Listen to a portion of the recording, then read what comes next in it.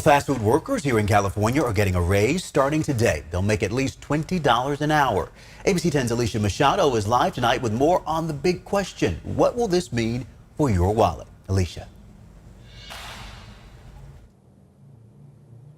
Yeah, Chris, that's exactly right. A big question from consumers and one addressed at a joint conference between the union fighting for fast food workers and the Roosevelt Institute. Researchers there were saying that this minimum wage is something that corporations should be able to absorb without increasing prices on consumers. But a local professor I spoke with says you could see a 5 to even 10% increase in the price of your meal.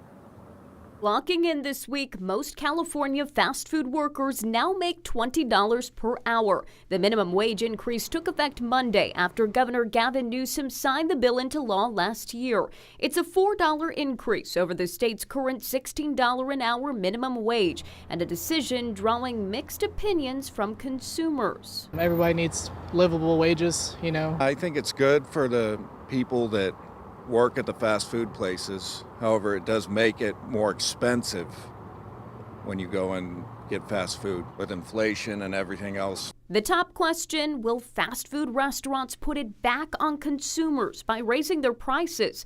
Researchers and SEIU, the union leading the fight with fast food workers, addressed that at a Monday news conference. California businesses can absorb this increase in the minimum wage without increasing prices and without having to impact employment. A 10-cent increase in a burger, consumers will say, oh, gee, it's $5.10 instead of $5, but they're not going to change their behavior. We asked Paul Lee, a professor emeritus from UC Davis's Department of Public Health Sciences. He agrees the wage increase will have minimal effects on employment and that big chains like McDonald's can afford to pay workers more. But he says consumers should expect to see price increases. The best estimate is about a 5% increase in consumer prices. However, the economic research hasn't really looked at this significant increase from $16 to $20 an hour. I would say that at the outside, we may have a 10% increase in prices. And we're already hearing from some corporations about the potential impacts. In a statement, Starbucks saying that they plan to offset the minimum wage increase by changing prices, and McDonald's saying that they don't anticipate a uniform price change, but that their locations who are franchise or corporately owned will decide their menus individually. Chris? And Alicia, when it comes to the timing of these price increases, it could happen, in a matter of weeks?